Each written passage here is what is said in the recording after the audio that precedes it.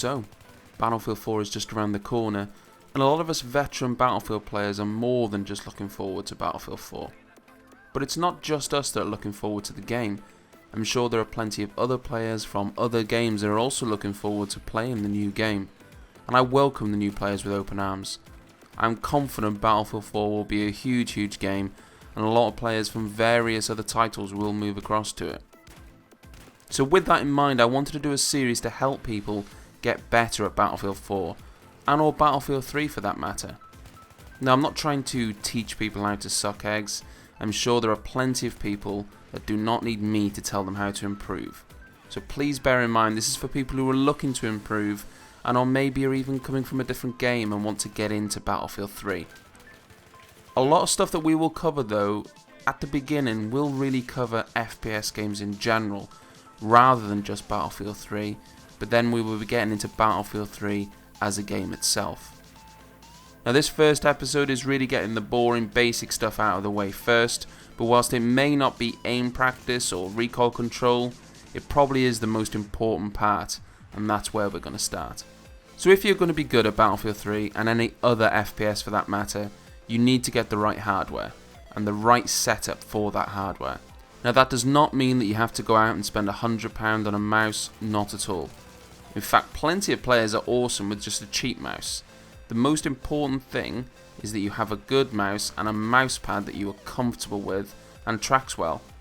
Currently I have a Razer DeathAdder mouse, which is quite a popular mouse, and a Razer Goliathus mouse pad. And this may seem like a bit of Razer overload, but that wasn't intentional. In fact, I used to have a hard ice mat for a number of years, and I loved it. But I started using the Razer Goliathus because it offered a little bit more control, because it wasn't as smooth. With the DeathAdder, I found a mouse that fits in my hand well, and it also tracks really well nicely. So overall, I am really happy with it. And you need to do the same. In terms of keyboards, I personally don't think that is as important. As long as you have something comfortable that you can play with for a prolonged period of time, you'll be fine. I personally have the Corsair K60. Now, as I say, your peripherals don't need to be expensive, they just need to be right for you. And that's the most important thing. Get yourself a mouse pad as well, don't be using your desk. Even if it's a cheap mouse pad, get it, it will improve the tracking of your mouse. I have a pretty decent monitor, but that wasn't always the case. You really don't need to have a super monitor, it's not going to make you better, it's not going to make you the best player in the world. It's just a bonus having a monitor that has a good image and good colours if you're going to be using it in the long term. If you do invest in a new monitor, I would highly recommend a 120Hz monitor. Since I've had my 120Hz monitor, I've not looked back. You really do notice the difference playing on 120Hz.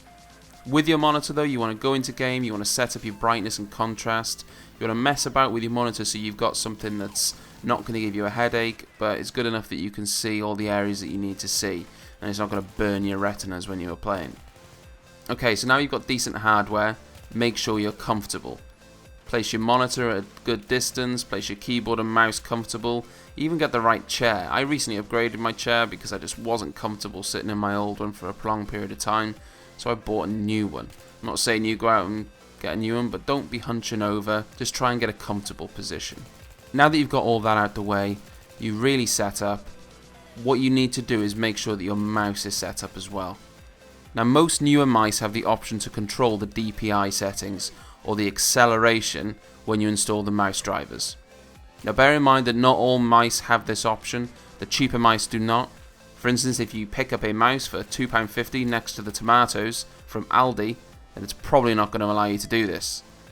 My mouse though is a Razer DeathAdder, as I've said, so I can use the Razer tools to go into the mouse, change the DPI and turn the acceleration off. Now again, another disclaimer here, mouse speed, sensitivity and acceleration really are person specific. Some people have low sensitivity, some have high. I cannot tell you which one to use as everyone plays differently, and it's just down to trial and error as to what you feel comfortable with. What I can show you though is what I do and what I use, and we can go from there. Now back to DPI. I can show you my Razer settings here. Now I won't go into detail on exactly what DPI is, but let me put it this way. The higher the DPI, the more information the laser picks up to give a better track, but the downside is that the mouse speed is a lot greater. For best control, I prefer to have my DPI low, I set mine at around 400 to 450, and a lot of professional Counter-Strike players tend to have their DPI at a really low level. If your mouse drivers also have an acceleration section like mine does here, then you want to be turning that off. Now some people will like to play with it, so that's fine, but to get a consistent aim, it really does need to be off. Acceleration basically alters the speed of your cursor when you move it fast, and because of that, it's almost impossible to get a consistent aim over and over again, which is why it needs to be turned off in my opinion. Now Windows does also have its own mouse acceleration. I'll show you how to turn this off. I am running Windows 7 though, so it will be slightly different if you're using a different operating system. So go to Start and click Control Panel on the right hand side. If you do not have that option, then you can go to Start and put Control Panel in the search box. Go to Hardware and Sound, then Mouse. Click on the Pointer Options tab. Right at the top you want to make sure that Enhanced Pointer Precision is unchecked. And also if you want a much more accurate mouse track, then make sure your mouse cursor speed is set right in the middle, which is the 6th notch along. And then alter your sensitivity in game to get the right speed that you want. Now I know this is a lot to take in and maybe a bit confusing, but it is really designed to help people maybe new to FPS games or people wanting to get a bit more consistency or improve their game. Having the right hardware and the setup is the most important thing. The rest comes down to practice and improving. You can't improve though and get better if what you're playing with is constantly changing. So for instance, if your sensitivity is changing or you've got mouse acceleration on, it becomes almost impossible to get better because every time you're in a situation, your mouse will react differently.